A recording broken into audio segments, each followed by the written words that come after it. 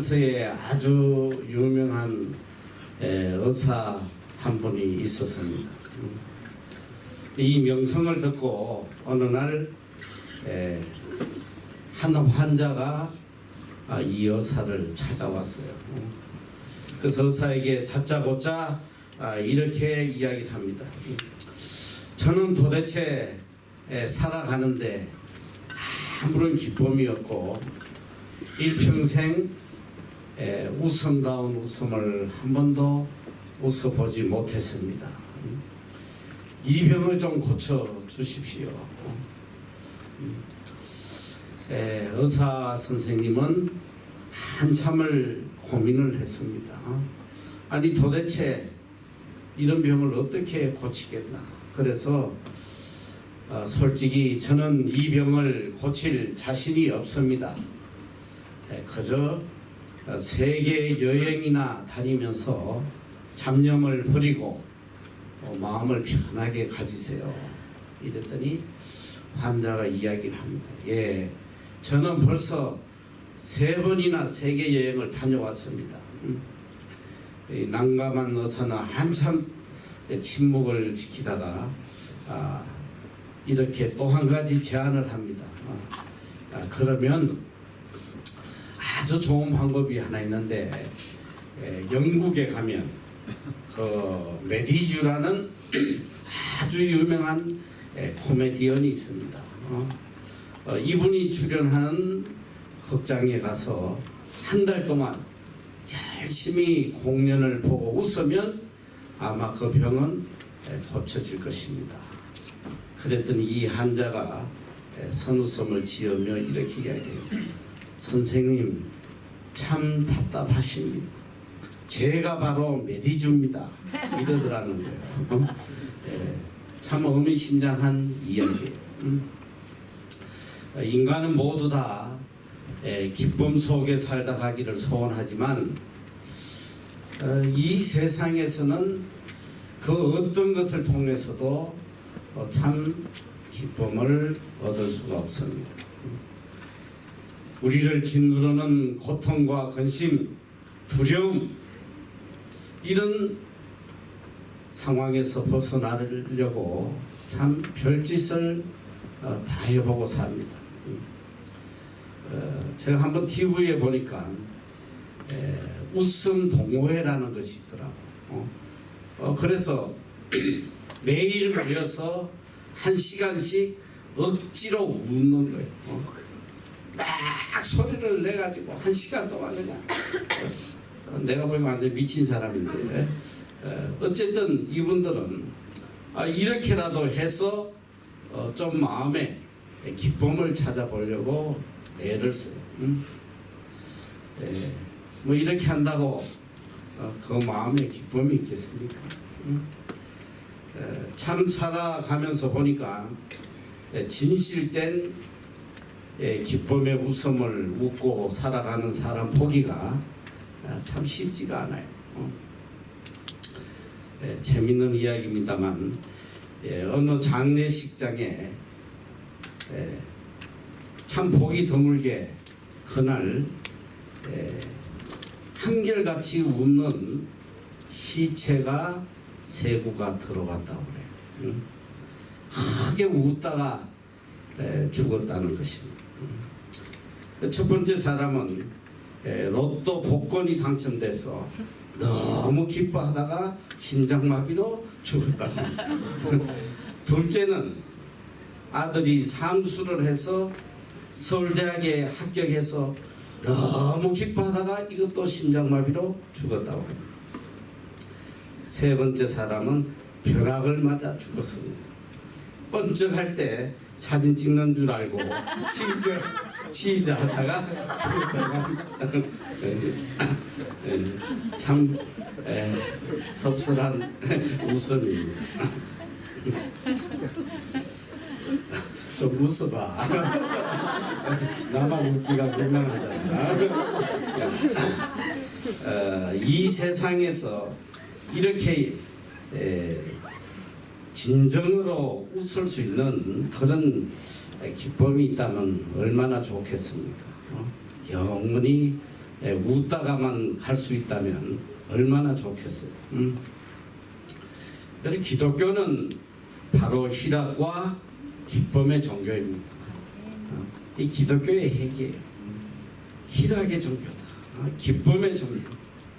그리스도인은 비박과 고난 속에서도 기쁘게 살아가는 사람들이고, 세상 사람들은 좋은 환경이 오면 기뻐하고 역경이 오면 좌절합니다마는 그리스도인은 죄와 죽음과 세상의 고통에서 벗어나서 하나님이 주시는 자유와 기쁨, 그리고 승리와 감격의 삶을 살아가는 사람들이 그리스도인이에요.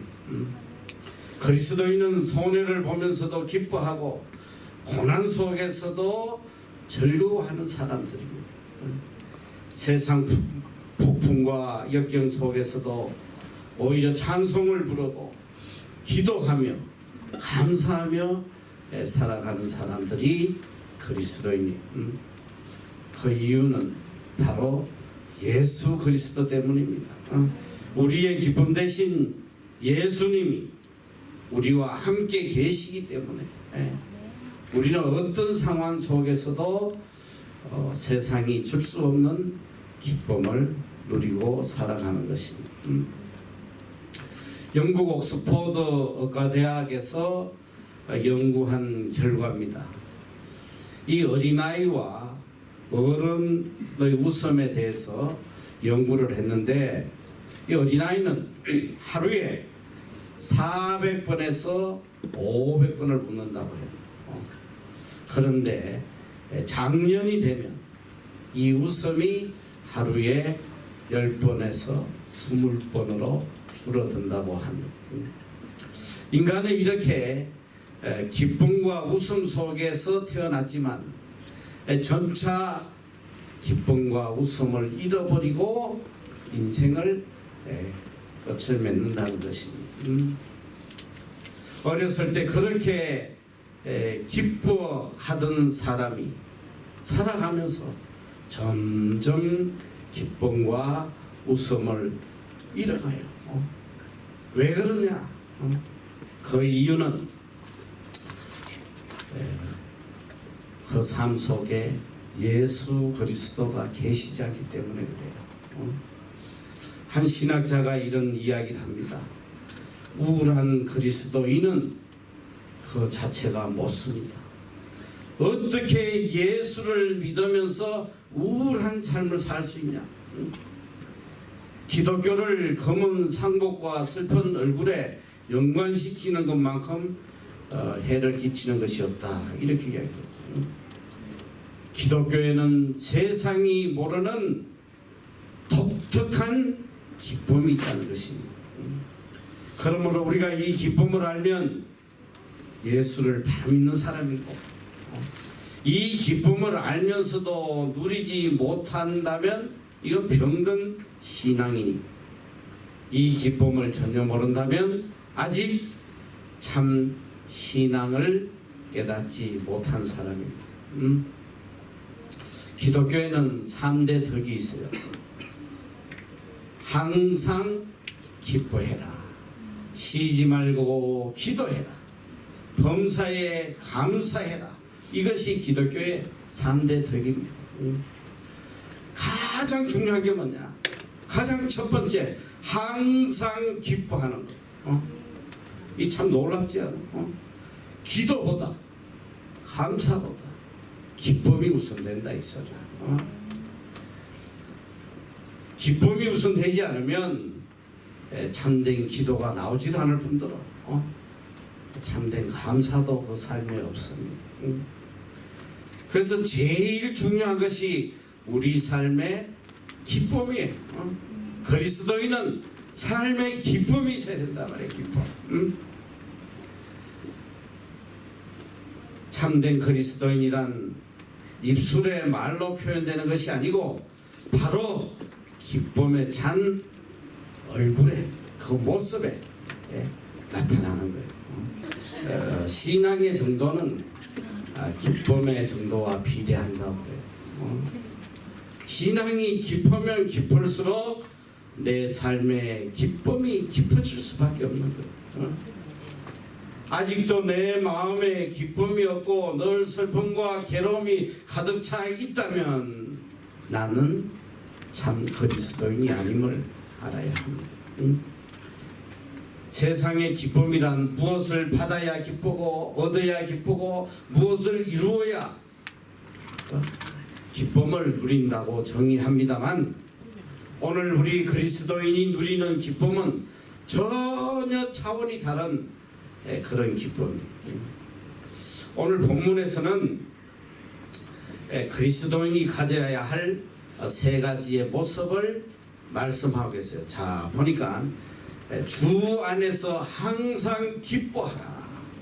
내가 다시 말하노니 기뻐하라. 자, 첫째는 기뻐하는 거예요. 둘째는 너희 관용을 모든 사람에게 알게 하라. 주께서 가까우시니라. 셋째는 아무것도 염려하지 말고 오직 모든 일에 기도와 간구로 너희 구할 것을 감사함으로 하나님께 아뢰라는 거. 이게 그리스도인의 세 가지의 모습이에요. 자, 첫째는 자신에 대해서 항상 기뻐하라. 그리고 둘째는 남에게는 관용하라는 거. 셋째는 하나님과의 관계에서는 항상 기도하라는 거. 이것이 그리스도인의 참 모습입니다. 다시 말하면 내가 무엇을 기뻐하느냐, 무엇을 감사하느냐, 또 무엇에 대해서 기도하느냐, 이것이 바로 우리 신앙의 바로미터가 된단 말이에요. 내 신앙의 척도가 되는 것입니다. 그리스도인의 가장 중요한 삶은 바로 항상 기뻐하는 삶이다. 그러면 과연 우리는 무엇을 가지고 기뻐하며 살아가야 하느냐? 물질로 인해서 기뻐하고, 세상적인 것을 가지고 기뻐하고, 또 사람을 통해서 기뻐한다면 이거는 세상 사람들과 별반 다르지 않아요. 우리는 오직 하나님과의 관계에서 그 기쁨을 누리며 살아가는 사람들입니다. 하나님으로부터 오는 기쁨, 이 기쁨을 누리며 살아가는 거예요. 그래서 오늘 본문에 보니까 이 그리스도인의 기쁨에 대해서 아주 명확하게 가르쳐주고 있어요. 바울은 이렇게 이야기합니다. 주 안에서 항상 기뻐하라. 주 안에서. 여러분, 이게 놀라운 말씀이에요. 이 바울 신학의 핵이에요, 핵. In Christ. 주 안에서. 여러분, 우리 삶은 항상 in Christ. 주 안에서 이루어지는 거예요. 주 안에서. 내 기쁨이 어디에서 오는 것이냐? 바로 주 안에서 오는 것이다. 주 안에서. 세상 안에서 오는 것이 아니고, 물질 안에서 오는 것이 아니고, 쾌락 속에서 오는 것이 아니고, 오직 예수 그리스도 때문에 기뻐할 수밖에 없는 것.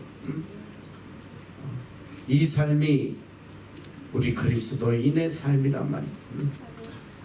물질로 기뻐하지 말고, 세상의 것으로 기뻐하지 말고, 육신의 것으로 기뻐하지 말고, 오직 예수 그리스도로 기뻐하며 살아라. 그런데 인간들이 보면 뭐 예수를 믿으나 안 믿으나 뭐 맨날 세상 속에서 기쁨을 찾아요. 그리고 마음속에 제일 강하게 마음을 지배하는 게 뭐냐? 돈이 많으면 다 기쁨인 줄 알아. 돈. 나는 돈 많이 벌면 기쁜 삶을 살 수 있다고 착각을 하고 있어. 돈이면 다 돼. 뭐니 해도 뭐니지. 돈으로 안 되는 게 어디 있어? 실제로 그렇게 보여. 돈 있으면 기쁘잖아. 예쁜 명품도 사 입고, 좋은 차도 타고 말이지. 막 기쁨이 충만할 것 같아. 이 악령은 그걸로 우리를 미혹하는 거예요. 돈에서 모든 기쁨이 나오는 걸로 착각하게 만든단 말이에요. 참 많은 것을 생각하는 안타까운 사건이 있었습니다. 2015년도 2월 10일에 중국의 한 재벌이 사형을 당합니다. 이 사람이 어느 정도 재벌이라면 상상이 안 돼요. 재산이 무려 7조야. 여러분 상상을 할 수 없어. 이 중국 재벌 중에 148번째 재벌 그리고 대기업을 거느린 사람입니다.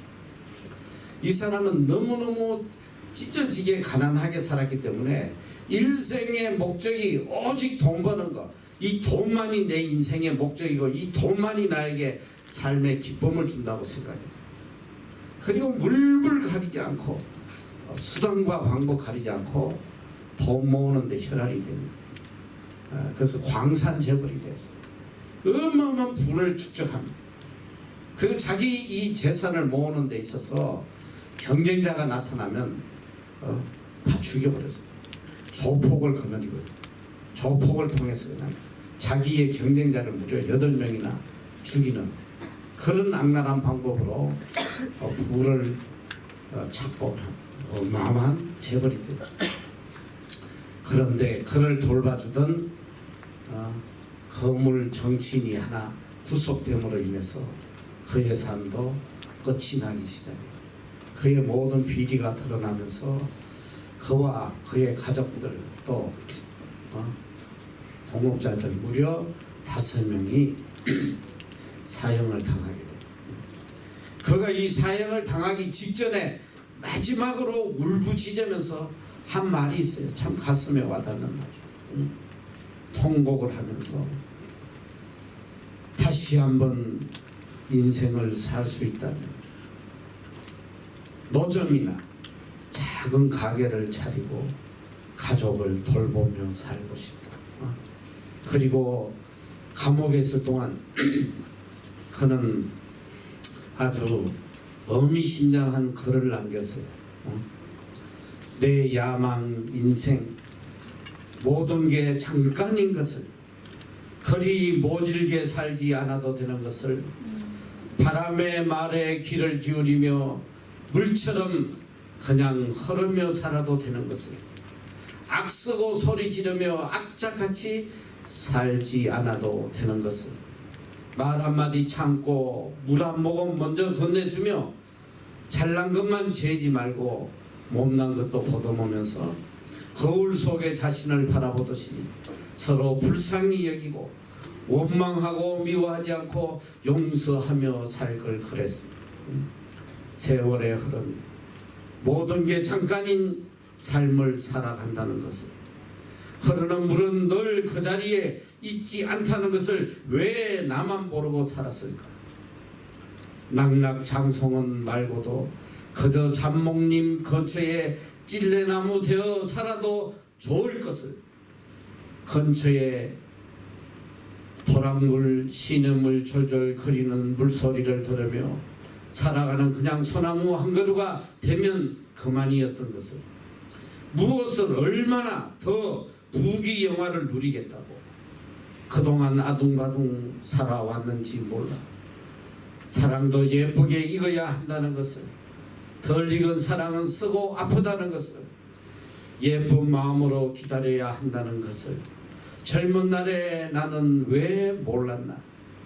감나무의 홍시처럼 내가 내 안에서 무르익도록 익을 수 있으면 좋겠다.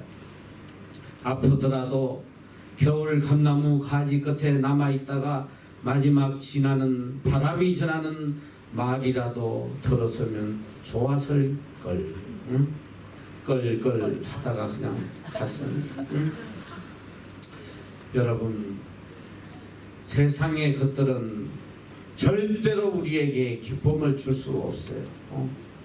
지나고 나면 다 허망할 뿐이에요. 주님과의 관계 속에서 오는 그 기쁨, 이 기쁨만이 참 기쁨이요, 신령한 기쁨이요, 영원한 기쁨이요, 변하지 않는 기쁨인 것입니다.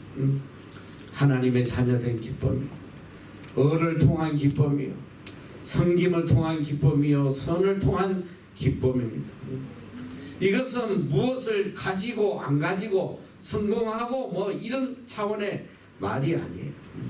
아무리 환경이 좋든 나쁘든 거기에 종속되는 그런 기쁨이 아니란 말이에요. 이것은 환경을 초월한 절대적 기쁨이에요. 환경에 따라 변하는 것이 아니고 환경을 초월해서 영원토록 누릴 수 있는 하나님의 선물이에요.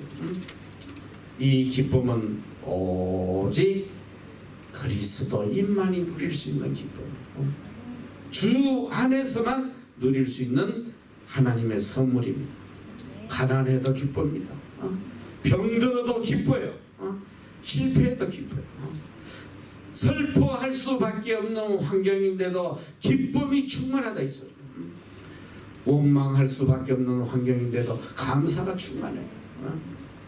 세상에 어떤 물질로도 권력으로도 살 수 없는 이 참된 기쁨, 이것이 주님 안에 있습니다. 이 기쁨을 누리고 살으라는 거예요. 그래서 시편 16편 11절에 보면 주께서 생명의 길로 내게 보이시리니 주의 앞에는 기쁨이 충만하고 주의 우편에는 영원한 즐거움이 있나이다. 아멘. 주님 앞에는 기쁨이 충만해. 영원한 즐거움이 있단 말이에요. 주님과 함께 하면 내 삶에 기쁨이 충만할 수밖에 없어요. 오늘 참 놀랍게도 이 본문을 이야기한 바울은 주 안에서 항상 기뻐하라고 지금 외치고 있는데, 이 바울이 어떤 상황에서 이 편지를 쓰냐면, 그는 지금 로마 감옥에서 쇠사슬에 묶여가지고 죽음을 기다리면서 쓴 편지예요. 바로 죽음 앞에서 감옥 밖에 있는 자들을 향해서 주 안에서 기뻐해라. 나처럼 기뻐해라. 주체할 수 없는 기쁨을 그는 누리고 있었던 것입니다. 이 기쁨은 환경이 막을 수 없고 고난이 막을 수 없는 절대적 기쁨이라 있어요. 어떤 경우에도 이 기쁨은 사라지지 않습니다. 누가 예수님을 잘 믿는 사람인가? 누가 믿음이 좋은 사람인가? 항상 예쁘게 웃는 사람, 항상 예쁘게 웃는 사람, 웃는 사람이 제일 예쁘잖아. 띵 해가지고 그냥 보는 것만으로도 그냥 고통스러워. 우리 에미시 중에도 있어 보면 세상 고통을 다 짊어진 죽은 양처럼 띵 해가지고 그냥 아유 참 가까이 하기에 너무나 먼 당신, 가까이 가기가 싫어.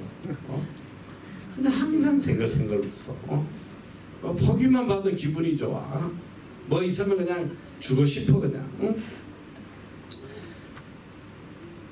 늘 기쁨이 충만한 사람, 늘 그리스도의 은혜로 감격하고 살아가는 사람, 신령한 은혜로 말미암아서 기쁨이 충만하고 항상 밝은 웃음 속에 살아가는 사람이 바로 그리스도인이라. 이 철로 역정을 쓴 존 번연이 어느 날 우연히 할머니들이, 아주 가난한 할머니들 몇 명이 이 겨울에 추우니까 집안에 있지 못하고 이 처마 밑에 양지 바른 데서 그냥 햇빛을 쬐려고 모여서 이 수근덕거리는 소리를 우연히 듣게 됩니다. 이 할머니들은 기쁨이 가득 찬 얼굴로 하나님께서 지금까지 나에게 얼마나 큰 은혜를 베풀어 주셨는지 감격에 찬 모습으로 서로 대화하는 모습을 보게 돼요. 좀 보면은 순간 가슴이 뜨거워집니다. 그래서 그는 그 자리에 엎드려 하나님께 기도하며 새 사람이 되는 확실한 경험을 했다고 고백을 했습니다. 그리고 그의 위대한 문학 작품들은 바로 그 기쁨에서부터 비롯되었다고 합니다. 우리가 하나님의 은혜를 알고 그 기쁨 가운데 있을 때에 우리는 세상이 줄 수 없는 기쁨과 행복을 누리고 살아가는 거예요. 또 둘째로 바울은 그리스도인은 항상 관용하고 살아라. 관용. 남에게는 항상 관용해라. 이 관용은 영어로 보면 젠틀리즘. 이 말의 어원을 깊이 따져보면 이런 뜻이에요. 옳은 일보다 무엇인가 더 큰 것, 옳은 것보다도 더 큰 무엇이 바로 관용이다. 여러분, 세상에는 옳은 일이 있어요. 그런데 항상 옳은 일만 가지고는 안 된단 말이에요. 옳은 일보다 더 큰 무엇이 있다. 옳고 틀린 것이 분명히 있지만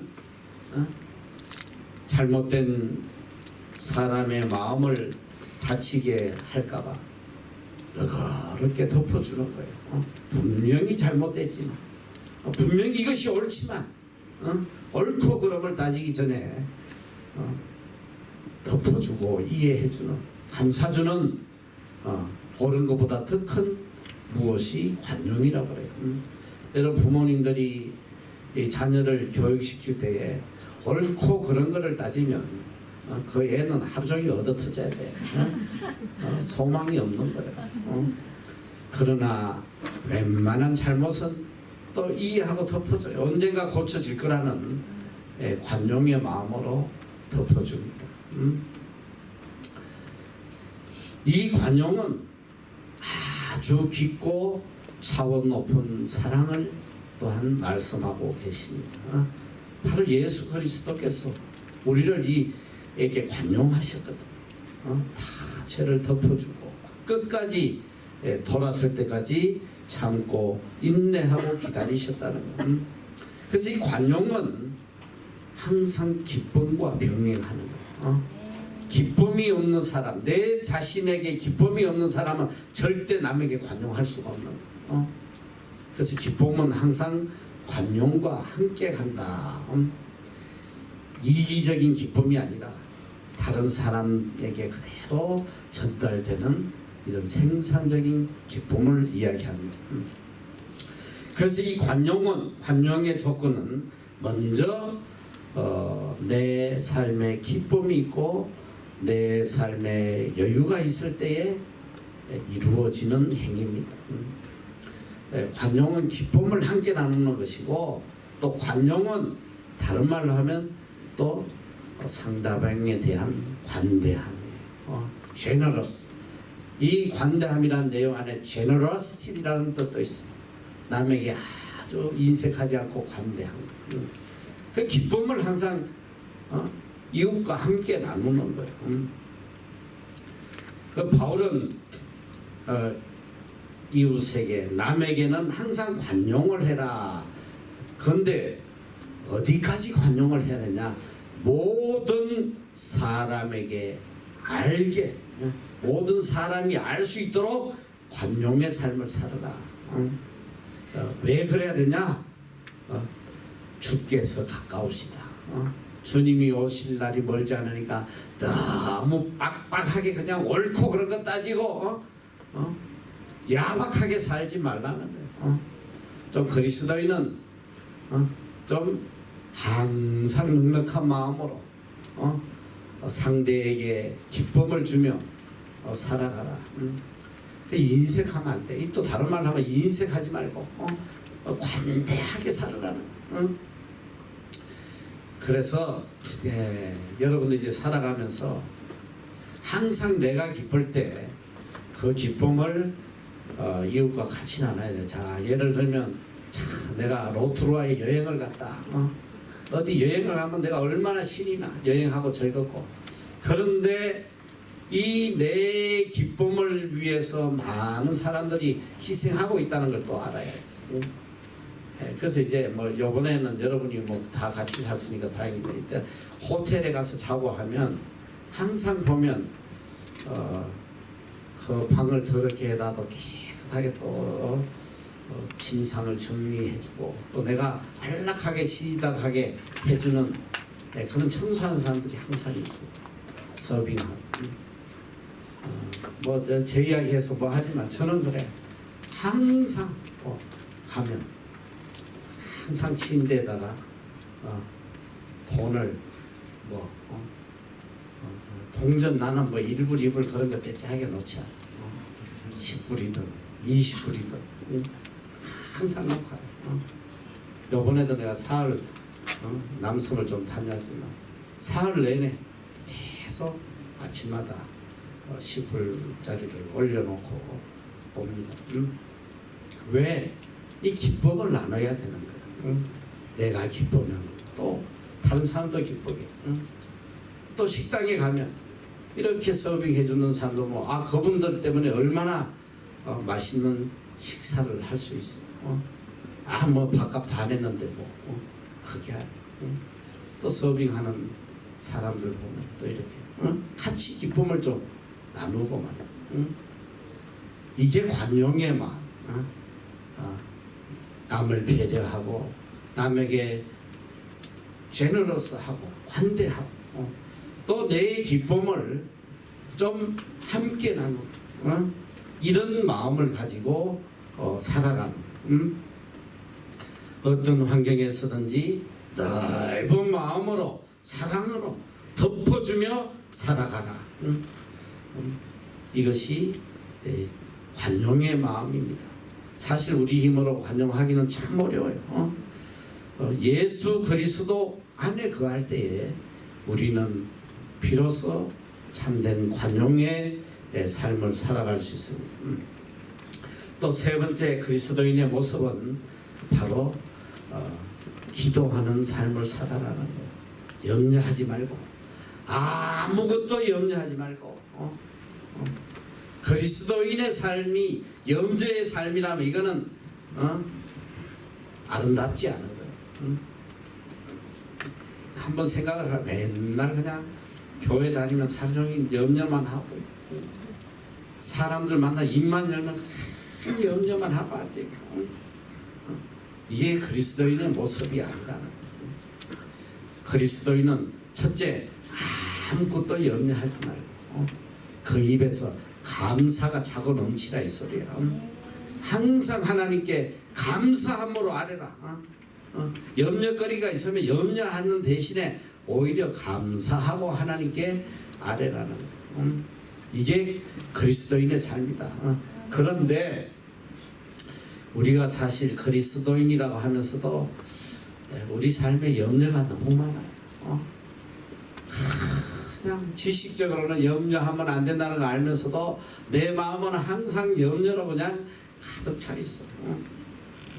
이건 그리스도인의 모습이 아니라는 거예요. 이 리더스 다이제스트라는 유명한 세계적인 책이 있잖아요.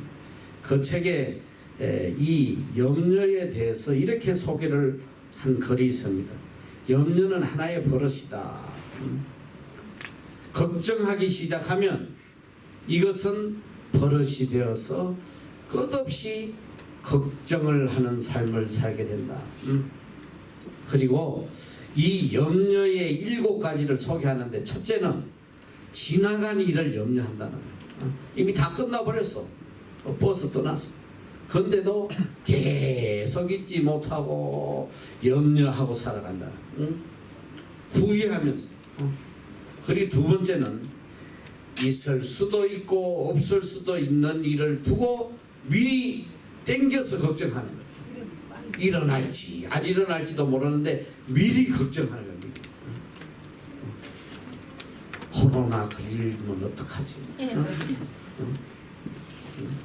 계속 미리 땡겨가지고 걱정하는 거예요. 그리고 셋째는 내 뜻대로 안 된다고 걱정을 합니다. 그리고 넷째는 자신을 내세우고자 하는 명예욕으로 인한 걱정이에요. 어떻게 하면 남에게 인정받으려고 그냥 그걸로 걱정하면서 살아간다는 거예요. 얼마나 불쌍한지 모르. 그리고 다섯째는 완전히 맡기지 못해서 걱정입니다. 남에게 무엇을 맡긴 후에 믿지 못하고 심지어는 하나님에게 맡겨놓고도 계속 걱정하는 거예요. 내 인생을 다 하나님께 맡겼다고 그러면서도 계속 걱정하고 있는 거예요. 여섯째는 자연 발생적인 것에 대한 걱정입니다. 비가 많이 오면 야 이거 홍수 나서 떠내려가면 어떡하나. 또 눈이 오면 아이고 폭설로 묻히면 어떡하나. 특별히 일본 사람들은 그냥 지진 때문에 얼마나 두려워하고 사는지 몰라. 젊은 애들이 보니까 지진에 대한 두려움. 이런 불가항력적인 것. 뭐 우리가 걱정해도 아무 도움이 되지 않는 이런 것 때문에 염려로 죽어간다. 그리고 일곱 번째는 죽음에 대한 걱정입니다. 죽으면 어떡하지? 뭐 죽으면 죽는 거지. 내가 뭘 죽음에 대해서 어떻게 할 수 있겠어? 아무 힘도 없는데 쓸데없는 걱정을 평생을 하고 산다.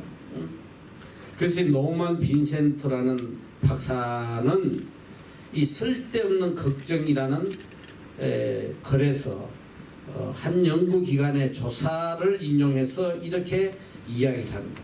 사람이 하는 걱정 중에 절대로 발생하지 않을 사건에 대한 걱정이 무려 40%라는 거예요. 절대로 일어나지 않은 일을 걱정하고 있는 게 40%. 그리고 이미 일어난 사건에 대한 걱정이 30%.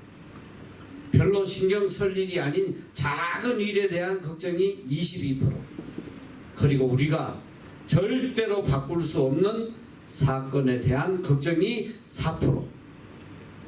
우리들이 해결해야 할 진짜 사건에 대한 걱정은 4%라. 그래서 결국 인간은 96% 쓸데없는 걱정을 하고 산다. 96%. 전혀 도움되지 않는 마음을 해치는. 우리가 실제로 염려해야 될 이 4%. 이것도 그리스도인은 염려할 가치가 없는 거예요. 다 모든 염려를 주께 맡기라고 그랬잖아. 주님께 다 맡기고 자유하며 기뻐하며 살아야 되는 게 그리스도인이에요. 그래서 그리스도인이 되려면 첫째, 아무것도 염려하지 말라는 거야. 아무것도 염려하지 말고 모든 일에 기도와 간구로 너희 구할 것을 감사함으로 하나님께 아뢰라. 하나님께 아뢰라. 염려하지 말고. 이게 그리스도인의 모습이다. 염려를 하면 어떻게 되냐? 염려하는 동안은 하나님을 볼 수도 없고 하나님의 은혜도 다 잊어버리게 돼. 염려하면 하나님과 단절된다 이 소리야. 염려에 빠져 있는 동안은 더더욱 기도가 나오지 않아요. 기도할 수 없어요. 오히려 염려하지 말고 감사함으로 하나님께 아뢰라는. 지금까지 받은 은혜를 생각하면서 그 은혜에 대해서 감사하고 먼저 하나님의 은혜를 묵상하며 살아라. 그런데 참 살아보니까 이 복 있는 사람과 이 안 복 있는 사람, 이 비참한 인간의 차이점이 있더라고 보니까. 여러분 자신을 잘 돌아봐. 이 복된 사람은 특징이 항상 좋은 일만 생각해. 좋은 일. 항상 감사한 일 생각하고 입만 열면 그냥 하나님께서 이렇게 해주셨어요, 이렇게 해주셨어. 입만 열면 그냥 자기가 은혜 받은 거 감사한 것만 이야기. 근데 이 저주받은 인간, 입만 열면 그냥 지 비참했던 거, 내가 이렇게 고통당하고 뭘 하고 맨날 지금 먹을 게 눈앞에 쌓여 있고만 맨날 굶었을 때 그냥 라면 먹고 막 그냥 띵띵 불었다고 막 그냥 평생 괴로웠던 일만 평생 생각하면서 원망 불평하고 살아갑니다. 이게 얼마나 어리석어. 항상 하나님이 베풀어 주신 은혜에 대해서 감사하고 감격하고 이런 자에게는 하나님이 끝없이 복을 내려 주실 텐데. 여러분, 우리는 항상 기도해야 되고 또 기도 전에 항상 은혜에 대한 감사가 수반이 되어야 됩니다. 다니엘도 사자굴 앞에서 하나님께 감사의 기도를 드리고, 예수님도 나사로의 죽음 앞에서 감사의 기도를 드리고, 물고기 2마리 보리떡 5개를 들고 감사의 기도를 드렸어요.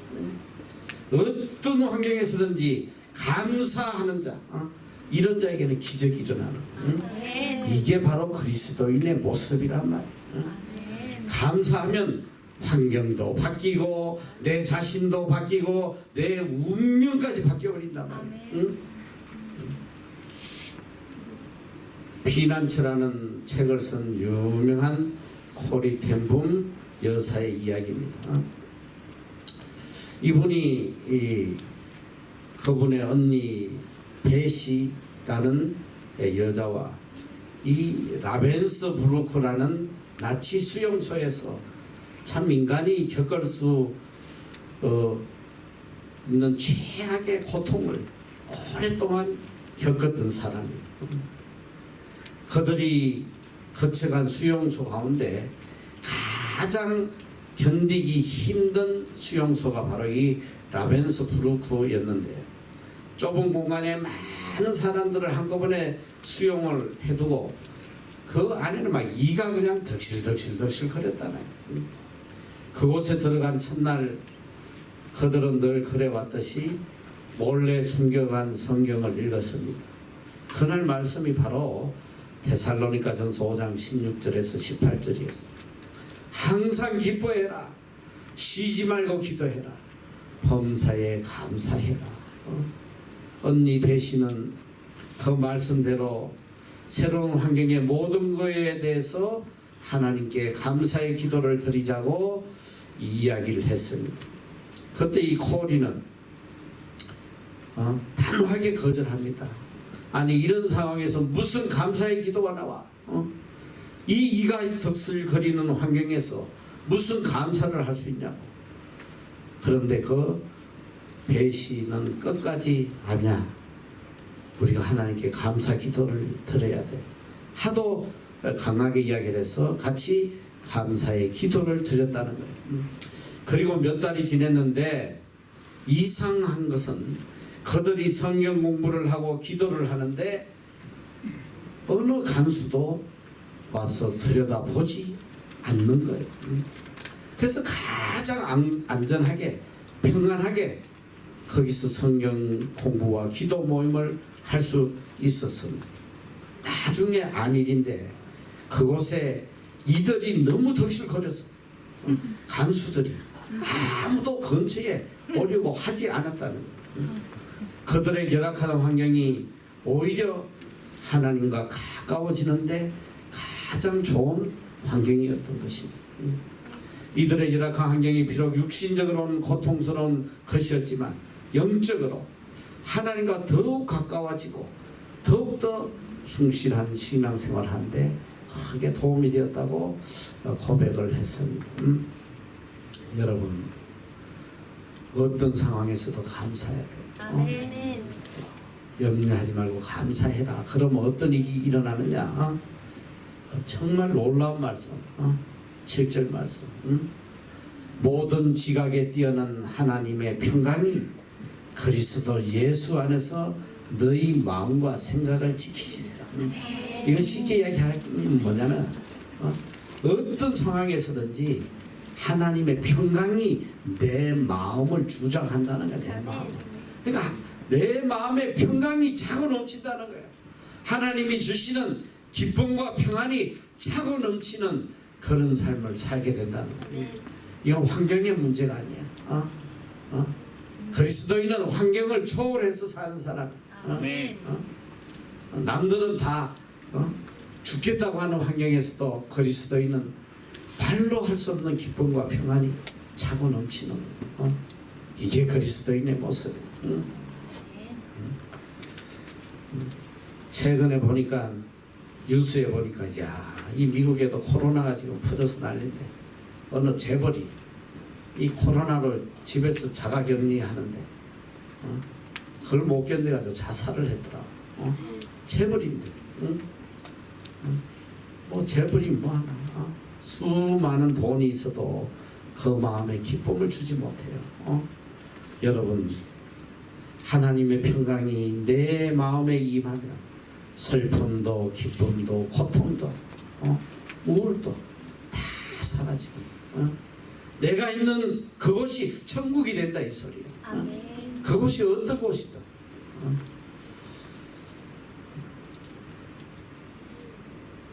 사랑하는 우리 형제 자매 여러분, 성령이 지배하시는 그리스도인의 모습, 바로 기쁨과 관용과 기도입니다. 우리 삶 속에 항상 이 기쁨과 관용과 기도가 끊이지 않아야 돼요. 이것이 하나님이 원하시는 참된 그리스도인의 모습입니다. 이 모습으로 살아가는 여러분이 되시기를 축원합니다. 기도하겠습니다. 사랑의 하나님,